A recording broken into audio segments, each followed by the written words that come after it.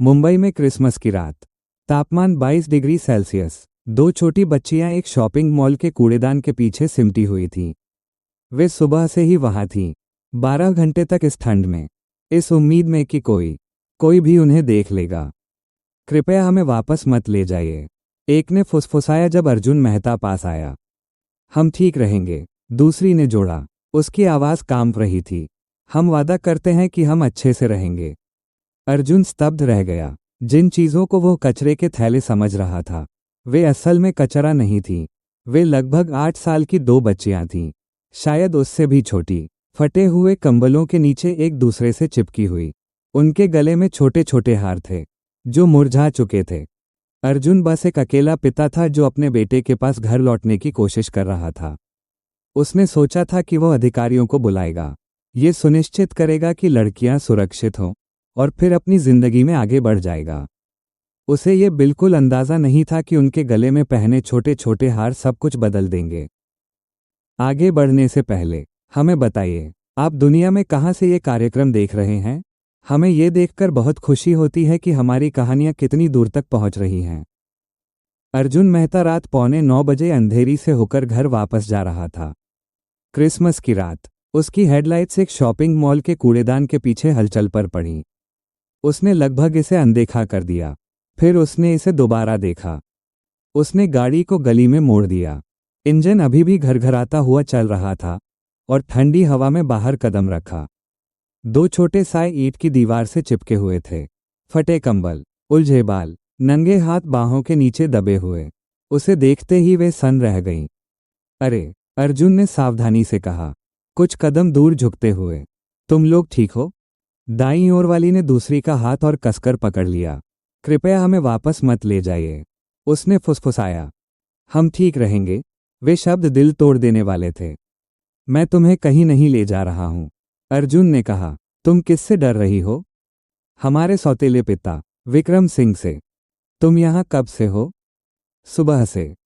तब लगभग रात के 9 बज रहे थे। अर्जुन ने निगल लिया। क्या उसने तुम्हें छोड़ दिया? एक सिर हिलाना। उसने कहा कि हम बहुत परेशानी पैदा करते हैं, पहली लड़की ने जोड़ा। उसने हमें घर वापस न आने के लिए कहा। फिर ठंडी हवा और भी ज्यादा चुभने लगी। तुम्हारा नाम क्या है? आन्या। दिया। मैं अर्जुन हूं। उन्होंने कोई जवाब नहीं दिया। वह खड़ा हुआ, एक तरफ गया, फिर अपना फोन निकाला। उसे पुलिस को फोन करना चाहिए था। यही सही फैसला था। सिस्टम को यह संभालने देना चाहिए। उसके पीछे दिया हल्के से खांसी। वह छोटी, सूखी, पुरानी खांसी थी। अर्जुन मुड़ा। यहां बहुत ठंड है। मेरे घर पर एक बेटा है। तुम वहां बैठकर गर्म हो सकती हो जब तक मैं फोन करता हूं। दिया ने सिर हिलाया। नहीं, पुलिस धीरे से दखल देगी, लेकिन आज रात नहीं। आज रात वे गर्मी महसूस करेगी। आन्या ने उसे काफी देर तक घूरा, फिर उसने एक बार सिर हिलाया। उसने अपना कोट उतारा और दोनों के ऊपर डाल दिया। वे चौंक गई लेकिन पीछे नहीं हटी। क्या तुम खड़ी हो सकती हो? इसके लिए बहुत कोशिश करनी पड़ी। दिया लड़खड़ा गई। आन्या ने उसे संभाला। अर्जुन ने गाड़ी का पिछला दरवाज़ा खोला और उन्हें अंदर बैठने में मदद की। उसने हीटर को पूरी तरह बढ़ा दिया। रास्ते भर किसी ने कुछ नहीं कहा। जब वे उसके घर के आंगन में पहुंचे, बरामदे की लाइट अभी भी जल रही थी। बगल में मिसेज शर्मा का घर गर्म रोशनी बिखेर रहा था। यहीं रहो, उसने उनसे कहा। अंदर कबीर डायनासोर वाले पायजामे में सोफे पर बैठा था। पापा देर से आए, मुझे पता है। वह एक पल के लिए रुका, फिर धीरे से बोला, गाड़ी में 2 लड़कियां हैं, उन्हें मदद की जरूरत है। मिसेज शर्मा ने कुछ नहीं पूछा। उन्होंने अतिरिक्त कंबल निकाल लिए। 1 मिनट बाद आन्या और दिया घर में दाखिल हुई। वे दरवाजे के अंदर ही रुक गईं, जैसे उन्हें यकीन न हो कि वे अंदर आ सकती हैं या नहीं। कबीर उन्हें घूरता रहा, फिर वह चौड़ी मुस्कान के साथ हंस पड़ा। क्या तुम मेरा T-Rex देखना चाहती हो?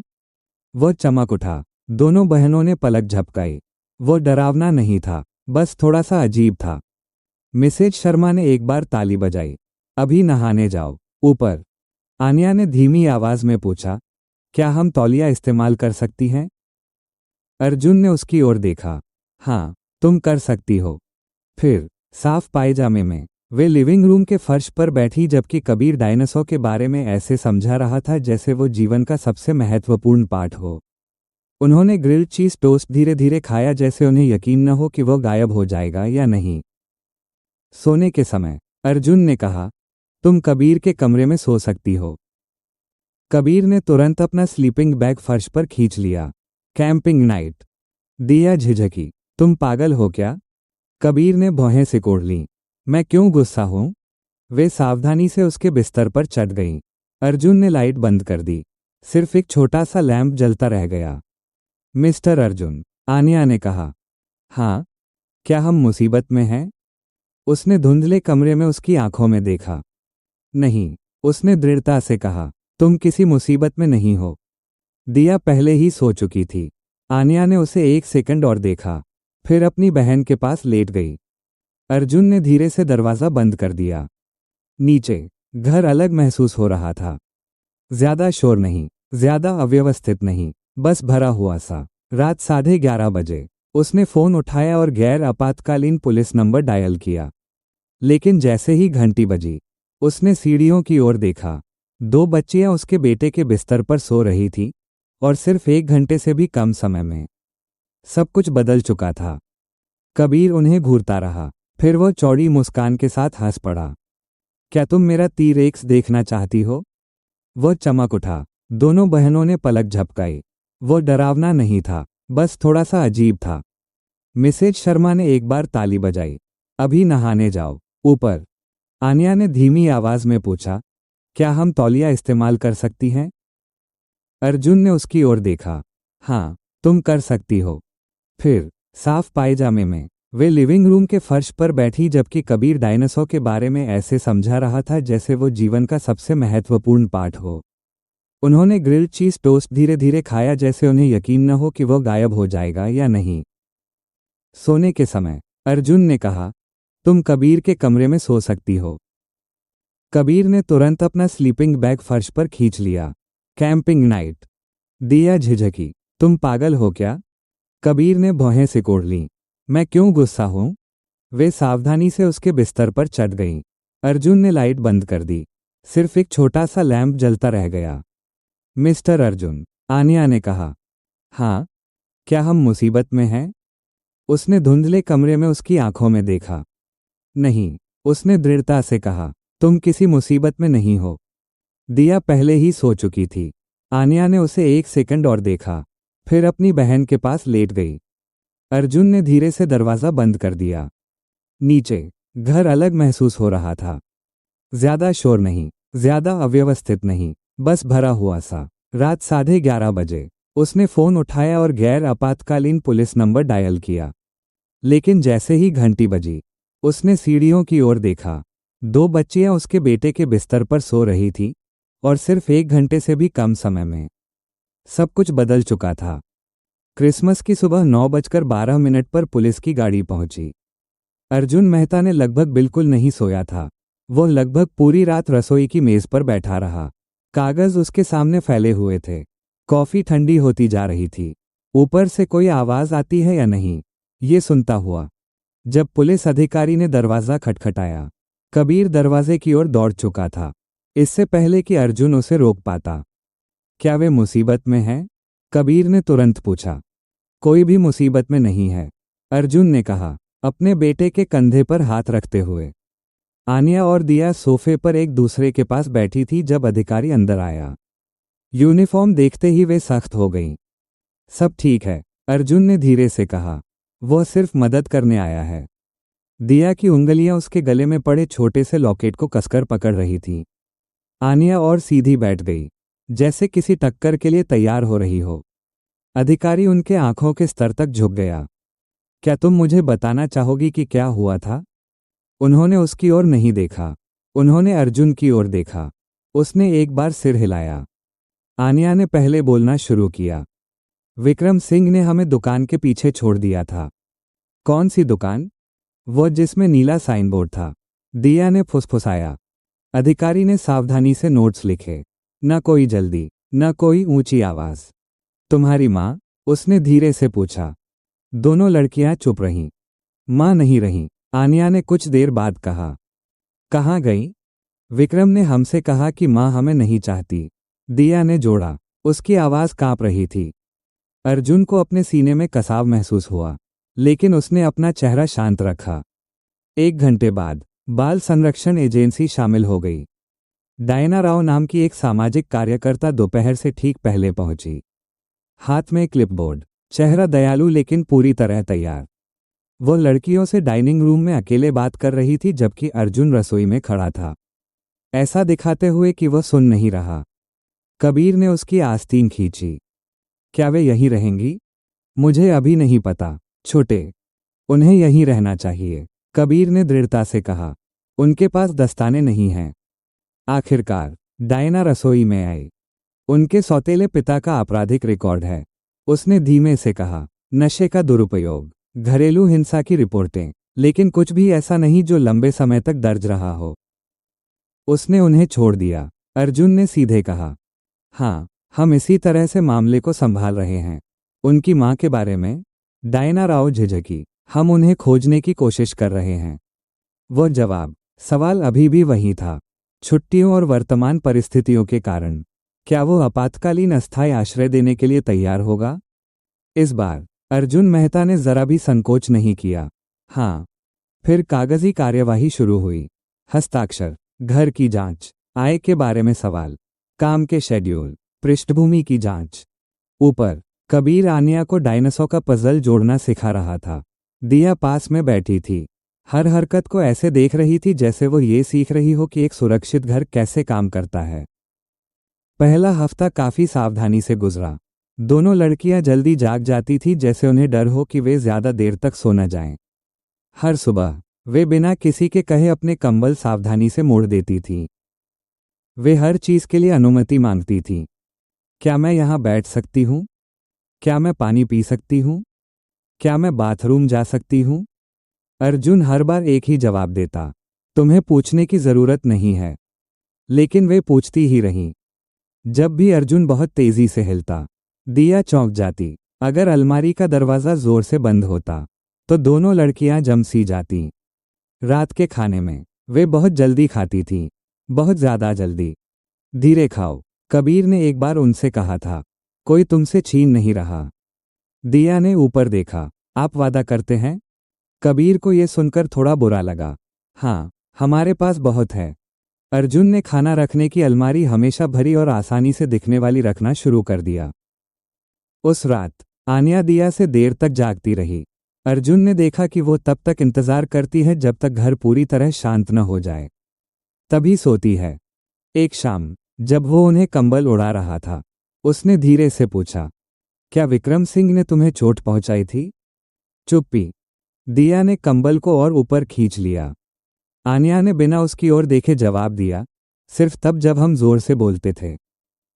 अर्जुन ने अपनी आवाज शांत रखी। यहाँ तुम जोर से बोल सकती हो।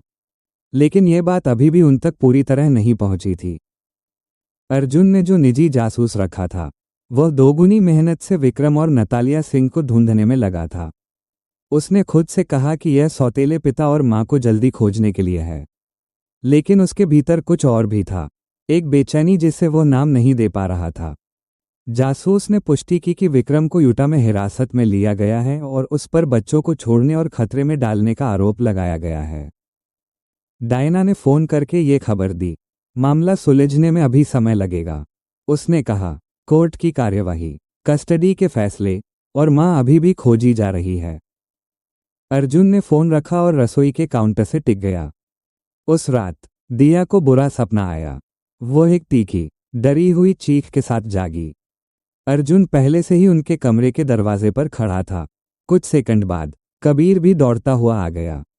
सब ठीक है, अर्जुन ने धीरे से कहा, बिस्तर के पास घुटनों के बल बैठते हुए। तुम सुरक्षित हो। दिया की आंखें कमरे में घूमी, फिर उस पर आकर रुक गईं। वह यहां नहीं है, उसने फुसफुसाया। नहीं। आनिया ने हाथ बढ़ाकर अपनी बहन का हाथ पकड़ लिया। कबीर ने अपने हाथ मोड़ लिए। अगर वह आया तो मैं उसे काट लूंगा। पहली बार आनिया लगभग मुस्कुरा दी।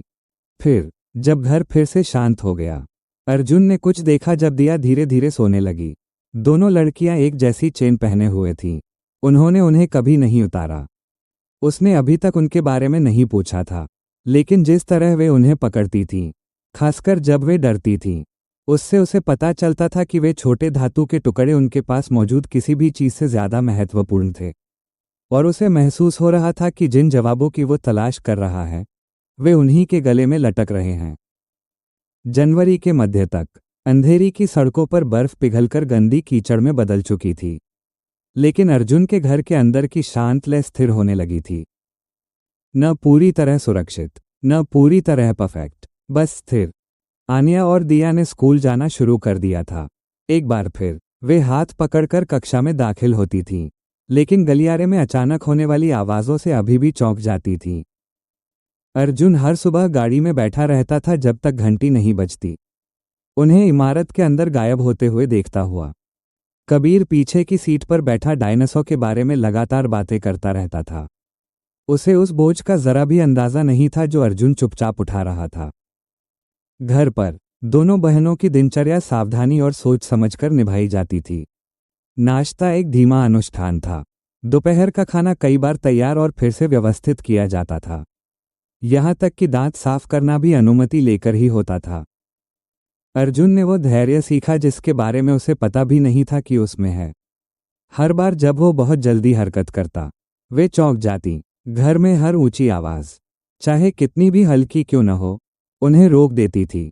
एक दोपहर जब अर्जुन कपड़े तह कर रहा था, दिया ने उसकी आस्तीन खींची। पापा अर्जुन, क्या हम बात कर सकते हैं? वह घुटनों के बल बैठ गया। बिल्कुल। उसने आन्या की ओर देखा, जिसने सिर हिलाया। विक्रम सिंह, वो चला गया है ना? हाँ, वो वापस नहीं आएगा। उसे गिरफ्तार कर लिया गया है। दिया ने धीरे धीरे सांस छोड़ी। हमें डर है कि वो हमें ढूंढ सकता है, या माँ हमें नहीं चाहती होंगी। अर्जुन मेहता का गला भर आया। मैं वादा करता हूँ, कोई भी, मैं तुम्हें किसी सुरक्षित जगह से बाहर नहीं ले जाऊंगा। तुम किसी मुसीबत में नहीं हो। और तुम्हारी माँ, मैं उन्हें ढूंढ रहा हूँ। मैं उन्हें ढूंढ लूंगा। दोनों लड़कियों ने उसे गले नहीं लगाया। वे अभी तैयार नहीं थीं। इसके बजाय आन्या ने अपने कंधों के चारों ओर कंबल को ठीक किया। हमें नहीं पता कि सुरक्षित महसूस करना कैसा होता है। अर्जुन ने सिर हिलाया। कोई बात नहीं, तुम सीख जाओगी। इस बीच अर्जुन ने एक निजी जासूस को काम पर रखा। उसने उसे विक्रम का पूरा नाम, आखिरी ज्ञात पता और पुलिस रिपोर्ट के विवरण दिए। अपने आप से ये कहना कि लड़कियां सुरक्षित हैं एक बात थी, ये सुनिश्चित करना कि विक्रम वापस नहीं आ सकता दूसरी बात थी। विक्रम 10 दिनों के भीतर यूटा में मिल गया। एक जर्जर मोटल में रह रहा था और बच्चों को छोड़ने और उनके साथ दुर्व्यवहार के आरोप में गिरफ्तार कर लिया गया। अर्जुन ने पुष्टि के लिए बाल संरक्षण एजेंसी की डायना राव को फोन किया। राहत तुरंत आई, लेकिन पूरी तरह साफ नहीं थी। दोनों लड़कियां अभी भी पूरी तरह सहज नहीं थीं। घर पर शामें शांत हो गई थीं। कबीर उन्हें डायनासोर की किताबें पढ़कर सुनाता था और कभी कभी दिया धीरे से जवाब देती थी। आन्या उसकी उच्चारण ठीक करती थी, लेकिन नर्म आवाज में, सावधानी से ताकि कोई चौंक न जाए। फिर रात आती और वे चेन अर्जुन का ध्यान खींचती। लड़कियों ने उन्हें होमवर्क करते समय कॉफी टेबल पर रख दिया था। उसने एक उठाई, फीकी पड़ी चांदी, घिसी हुई चेन लेकिन अभी भी सही सलामत। जिज्ञासा से उसने उसे खोला। एक छोटी सी तस्वीर उसे घूर रही थी। एक जवान औरत, बड़ी चमकती आंखों वाली। उसके चेहरे की बनावट में कुछ था, उसके सिर झुकाने के अंदाज में कुछ था। वह जम गया। अर्जुन, आन्या की आवाज आई। उसने देखा कि वो घूर रहा है। क्या ये टूट गया है? नहीं, ये ठीक है, उसने कहा, लेकिन वो तस्वीर से नजर नहीं हटा पाया। उसके भीतर गहराई में कुछ जाग उठा, कुछ जिसे उसने कई सालों से महसूस करने की इजाजत नहीं दी थी। दिया झुक गई। माँ, उसने धीरे से कहा। अर्जुन ने पलक झपकाई। तुम्हारी माँ? हाँ, आन्या ने कहा। उसकी आवाज़ फुसफुसाहट जैसी थी। वह हमारी माँ है। उसने फिर दोनों बहनों की ओर देखा। वे पीली पड़ गई थीं, अपनी चेन को कसकर पकड़े हुए, जैसे सांस लेना भी मुश्किल हो। जो वे कह रही थीं, उसका बोझ पूरे कमरे पर छा गया। वह सोफे पर धंस गया, तस्वीर को घूरते हुए, फिर लड़कियों के चेहरों की ओर देखा। समय जैसे एक झटके में उस पर टूट पड़ा। नतालिया सिंह। उसकी नतालिया 9 साल पहले गायब हो गई थी। जुड़वा बेटियां 8 साल की। उनके चेहरे, उनकी आंखें, सब कुछ मेल खा रहा था। पहला शब्द जो उसके दिमाग में आया, अविश्वसनीय। उसकी बेटियां। उसने ये शब्द जोर से नहीं कहा, अभी नहीं। उस रात उसने टेबल पर रखी चेन उठाई, उन्हें खोलकर फिर बंद किया, हर एक विवरण को ध्यान से देखा। समानता चौंकाने वाली थी। दिया की नाक की बनावट, आनिया की भौहें, उनकी जिद्दी ठुड्डी, सब कुछ उस औरत की झलक दिखा रहा था जिसे उसने प्यार किया था और खो दिया था। अर्जुन ने एक फैसला लिया। वो तब तक नहीं सोएगा जब तक उसे यकीन न हो जाए। अब निजी जासूस के पास एक नया काम था, नतालिया सिंह को ढूंढना और यह पता लगाना कि वो जिंदा है या नहीं। उस रात जब लड़कियां कबीर के बिस्तर पर सो रही थीं, कबीर खुद फर्श पर अपने स्लीपिंग बैग में लिपटा हुआ था। अर्जुन लिविंग रूम में बैठा था, उन छोटी तस्वीरों को घूरते हुए, अपनी नज़र से चेहरों को छूता हुआ। उसके भीतर जमा हर दर्द, जब से वो गायब हुई थी, हर अनुत्तरित सवाल, सब कुछ उसके सामने की सच्चाई से टकरा रहा था। और लगभग 1 दशक में पहली बार उसने खुद को उम्मीद करने दिया, क्योंकि अब वो सिर्फ 2 खोई हुई लड़कियों की रक्षा नहीं कर रहा था, वो ये जानने वाला था कि वे उसकी अपनी बेटियां हैं। क्रिसमस के 3 हफ्ते बाद अर्जुन ने जुड़वा बहनों को लिविंग रूम के फर्श पर बैठा पाया। लॉकेट उनके कांपते हाथों में खुले हुए थे, आंसू उनके गालों पर बह रहे थे। माँ, आनिया ने फुसफुसाया, ये सच में माँ है। चमकती आंखें, वही परिचित मुस्कान, नतालिया सिंह। अर्जुन ने दोनों लड़कियों के चेहरों को घूरा। दिया की नाक की बनावट, आनिया की जिद्दी ठुड्डी, हल्की हरी आंखें, सब कुछ मेल खा रहा था। अर्जुन, दिया ने धीरे से कहा, उसकी आवाज लगभग एक फुसफुसाहट थी। पापा, माँ हमारी माँ है। उसने निगल लिया, सांस लेना मुश्किल हो रहा था। खोज के साल, खोने का दर्द, सब कुछ उमड़ पड़ा। उसने फोन उठाया। हमें डीएनए टेस्ट करना होगा, उसने धीरे से कहा, जैसे खुद से बात कर रहा हो। और फिर नतीजों ने सब कुछ साफ कर दिया। आनिया और दिया सिर्फ वे लड़कियां नहीं थीं जिनकी वो रक्षा कर रहा था, वे उसकी बेटियां थीं। उसका दिल आश्चर्य और राहत से भर गया। उसने देखा, दोनों छोटी बच्चियां हमेशा की तरह एक दूसरे के पास बैठी हुई, उनके छोटे हाथ उन फीके पड़े लॉकेट्स को कसकर पकड़े हुए। पापा, मैं तुम्हारा पापा हूं, आखिरकार अर्जुन मेहता ने कहा। ये शब्द हवा में ठहर गए, भारी और सच्चे। दोनों लड़कियां उसे घूरती रहीं, अनिश्चित, लेकिन उस पल में कुछ बदल चुका था। एक नई शुरुआत जन्म ले चुकी थी। 2 दिन के भीतर निजी जासूस का फोन आया। नतालिया सिंह जिंदा थी। 3 हफ्ते पहले मुंबई में एक गंभीर संक्रमण के कारण अस्पताल में भर्ती हुई थी। कई दिनों तक बेहोश रही। होश में आने पर उसके पहले शब्द अपनी दोनों बेटियों के बारे में थे। अब वो पुणे के एक पुनर्वास केंद्र में थी। धीरे धीरे ठीक हो रही थी, लेकिन अभी भी कमजोर थी। अर्जुन केंद्र के बाहर कार में बैठा था, उसके हाथ स्टीयरिंग व्हील को कसकर पकड़े हुए थे। उसका फोन बजा, उसने उठाया। नतालिया, उसकी आवाज सावधान, भावनाओं से भरी हुई थी। हाँ, उसकी आवाज नाजुक थी, लेकिन पहचान में आने वाली। मैंने लड़कियों को ढूंढ लिया है, आनिया और दिया, वे सुरक्षित हैं। एक लंबी खामोशी, फिर एक सिसकी। सुरक्षित? वे कहाँ हैं? क्या वे घायल हैं? अर्जुन ने धीरे धीरे, सावधानी से समझाया, उस पल से जब उसने उन्हें कूड़ेदान के पीछे पाया था। क्या वे तुम्हारे साथ हैं? उसने पूछा, अविश्वास और राहत दोनों के साथ। हाँ, उसने कहा। और वे तुम्हारी बेटियां हैं? उसकी आवाज भर्रा गई। मैंने कोशिश की, मैंने तुमसे संपर्क करने की कोशिश की, मैंने चिट्ठियां भेजी, मैंने फोन किया, लेकिन विक्रम सिंह को पता चल गया। उसने मुझे धमकाया। अर्जुन, उसने कहा कि अगर मैं गायब नहीं हुई तो वो बच्चों को नुकसान पहुंचाएगा। और तुम्हारी माँ, पैट्रिशिया मेहता, उन्होंने बाकी सब रोक दिया। उन्होंने मुझे यकीन दिला दिया कि तुम हमें नहीं चाहते। उन्होंने मुझे ये सोचने पर मजबूर कर दिया कि तुम हमें नहीं चाहते। अर्जुन ने आंखें बंद कर लीं। गुस्सा, अपराधबोध, राहत, दर्द, सब एक साथ उमड़ पड़े। तुम अपनी मर्जी से नहीं गई थी, उसने धीरे से कहा। मैंने कभी नहीं सोचा था कि तुम ऐसा करोगी। मैंने सोचा था कि मैंने तुम्हें खो दिया। नतालिया की आवाज भर्रा गई। मैं डर गई थी। उन्होंने मेरी जिंदगी, काम, परिवार सब बर्बाद करने की धमकी दी। मुझे समझ नहीं आया क्या करूं। मुझे लगा दूर जाना ही एकमात्र तरीका है बचाने का। बच्चों को, अर्जुन ने फुसफुसाया। उसने निगल लिया, सिर हिलाया, भले ही वो उसे देख नहीं सकती थी। हम इसे ठीक करेंगे, उसने कहा। हम तुम्हें बच्चों के पास वापस लाएंगे। दोनों के गालों पर आंसू बह रहे थे। जब झूठ, डर और गलतफहमियों के साल एक भारी, नग्न सच्चाई में बदल गए। अगला कदम साफ था, एक मिलन। लड़कियों को अपनी माँ चाहिए थी और माँ को उनकी। अर्जुन ने फोन काट दिया। कार के फर्श को घूरता रहा। लगभग 1 दशक में पहली बार उम्मीद सच लग रही थी। टूटा हुआ अतीत आखिरकार किसी पूरी चीज की ओर ले जा रहा था।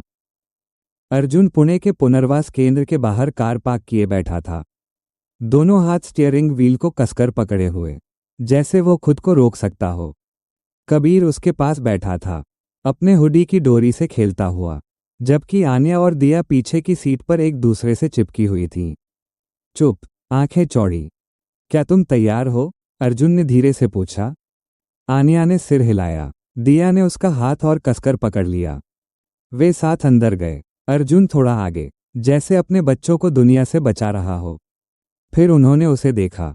नतालिया अस्पताल के बिस्तर पर सीधी बैठी हुई, बाल सलीके से बंधे हुए, पीली, कमजोर, लेकिन जिंदा।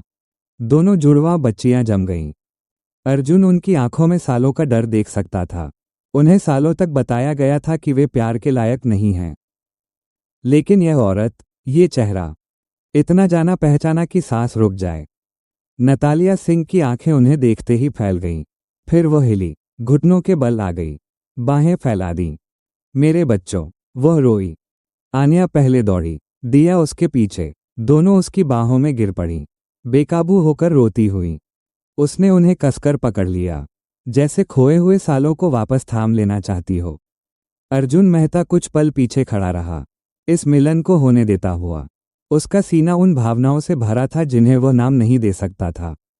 कबीर उसके पैरों के पीछे से झांका, समझ नहीं पाया क्या करे। फिर आगे बढ़कर फुसफुसाया, हाय, मैं कबीर हूं। नतालिया आंसुओं के बीच मुस्कुराई। हाय प्यारे, उसने कहा, हाथ बढ़ाते हुए। कबीर झिझका, फिर उसने अपना हाथ उसके हाथ में दे दिया। कमरा धीमी सिसकियों और फुसफुसाते दिलासों से भर गया। दोनों बच्चियां उससे लिपटी रहीं, आखिरकार सुरक्षित, आखिरकार निश्चिंत। घंटे बीत गए, किसी को एहसास भी नहीं हुआ। आखिरकार दिया और आन्या नतालिया के दोनों ओर सिमट गईं, थककर सो गईं। अर्जुन कमरे के कोने में बैठा रहा, देखता हुआ। यह वो पल था जिसका वो इंतजार कर रहा था।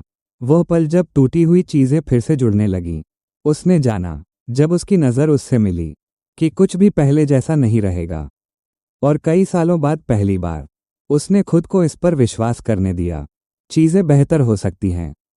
मिलन के बाद के हफ्ते इतने शांत बीते कि अजनबी से लगे। नतालिया की रिकवरी स्थिर रही। थेरेपी सेशन, डॉक्टर की मुलाकातें और धीमे धीमे ठीक होने वाले दिन उसके समय को भरते रहे। जबकि अर्जुन ने आन्या और दिया की देखभाल जारी रखी। दोनों जुड़वा धीरे धीरे ढल रही थीं, हालांकि सावधानी के साथ। वे अब भी कभी कभी उसे मिस्टर अर्जुन कहती थीं, नई सच्चाई को उस सुरक्षा के साथ मिलाने में हिचकिचाती हुई जो उन्हें मिली थी। दूसरी ओर कबीर को नतालिया से तुरंत लगाव हो गया था। वो उसके पीछे पीछे घर में घूमता, सवाल पूछता, उसे अपनी ड्राइंग्स दिखाता और जिद करता कि कहानी सुनाने के समय वो उसके पास ही बैठे। एक दोपहर, जब सब लोग रसोई की मेज पर बैठे थे, कबीर अचानक बड़ी आंखों से नतालिया की ओर देखने लगा। माँ। वो तुरंत रुक गया, ये समझते हुए कि उसने क्या कह दिया। नतालिया उसके स्तर तक घुटनों के बल बैठ गई, हल्के से मुस्कुराई। तुम मुझे किसी भी नाम से बुला सकते हो जिसमें तुम्हें सहज लगे। कबीर, अगर तुम्हें ठीक लगे तो बहुत अच्छा। उसने पलक झपकाई, फिर उसे गले लगा लिया। सच में? उसने फुसफुसाया, उसे वापस गले लगाते हुए। आन्या और दिया देखती रहीं, समझ नहीं पा रही थी क्या कहें। उस रात वे अर्जुन को एक तरफ ले गईं। हमने आपको देखा है, आन्या ने धीरे से कहा। आप हमारे बाल गूंथते हैं, हमारे बुरे सपनों को दूर करते हैं, ये सुनिश्चित करते हैं कि हम पेट भर खाएं। और आपने हमें तब भी प्यार किया जब आपको नहीं पता था कि हम आपकी बेटियां हैं। दिया ने सिर हिलाया। हम सच में बहुत खुश हैं कि आप हमारे पापा हैं। अर्जुन उनके पास घुटनों के बल बैठ गया। उसका दिल भावनाओं से भर गया। मुझे गर्व है कि मैं तुम्हारा पापा हूं और मुझे हमेशा तुम पर गर्व रहेगा। उस पल से पापा शब्द स्वाभाविक हो गया, किसी कागज या डीएनए से थोपे गए नाम की तरह नहीं। ये हर खाने में, हर सोने से पहले की कहानी में, हर खरोंच लगे घुटने को मिलकर ठीक करने में बनता गया। और धीरे धीरे उनके नए परिवार के टुकड़े पूरे होने लगे। मुंबई में वसंत आ गया और उसके साथ वो धूप आई जिसने हर चीज को और साफ और चमकदार बना दिया, जैसे जिंदगी खुद उन्हें इसे देखने की चुनौती दे रही हो। परिवार ने एक शनिवार पास के पार्क में बिताया। कबीर आगे दौड़ रहा था, उसका बैग उछलता हुआ, जबकि आन्या और दिया अर्जुन और नतालिया के पास ही रहीं। आन्या हंसी, झूले पर ऊंचा झूलते हुए। दिया उसके पीछे आई, लेकिन एक गलत कदम से वो गिर पड़ी। उसका घुटना छिल गया, जलन हो रही थी। पापा, दिया ने पुकारा, आंखों में आंसू। दर्द हो रहा है। अर्जुन 2 ही कदम में उसके पास पहुंच गया। उसके बगल में घुटनों के बल बैठ गया, हाथ उसके कंधे पर रखा। वो उसकी आंखों में डर देख सकता था, लेकिन भरोसा भी। कोई बात नहीं, दिया, आन्या ने धीरे से कहा, अपनी बहन के बाल सहलाते हुए। पापा ठीक कर देंगे। पापा हमेशा सब ठीक कर देते हैं। दिया ने अर्जुन की ओर देखा, आंखों में आंसू लेकिन चेहरा स्थिर। मुझे पता है मैं ठीक हो जाऊंगी क्योंकि आप मेरे पापा हैं। अर्जुन का सीना भर आया। उन शब्दों में एक ऐसा भार था जिसका उसे अंदाजा भी नहीं था कि वो इंतजार कर रहा था। उस रात दोनों लड़कियों ने लिविंग रूम में अकेले बात करने को कहा। वे साथ बैठी, हाथों में हाथ डाले, चेहरे गंभीर। पापा, आन्या ने धीरे से कहा, हर शब्द को महसूस करते हुए। अर्जुन ने सिर झुकाया, दिल तेजी से धड़क रहा था। हाँ, मेरी बच्ची। वो उनींदी सी मुस्कुराई, बस ये कहना था। दिया ने सिर हिलाया, हम बहुत खुश हैं कि आप हमारे पापा हैं। अर्जुन उनके सामने घुटनों के बल बैठ गया, भावनाओं को रोक नहीं पाया। मुझे गर्व है कि मैं तुम्हारा पापा हूं, उसने फुसफुसाया, और हमेशा रहूंगा। मुझे यह मौका देने के लिए धन्यवाद। दोनों लड़कियां मुस्कुराईं, छोटी लेकिन सच्ची मुस्कान। नतालिया दरवाजे पर खड़ी देख रही थी, उसकी आंखें नम थीं। कबीर उसके पीछे से झांका, फिर दौड़कर आया और सबको एक साथ गले लगा लिया। उस रात जब अर्जुन ने उनके साझा कमरे का दरवाजा बंद किया, उसने आखिरकार खुद को यह महसूस करने दिया, एक ऐसे परिवार की शांति जिसने एक दूसरे को चुना है।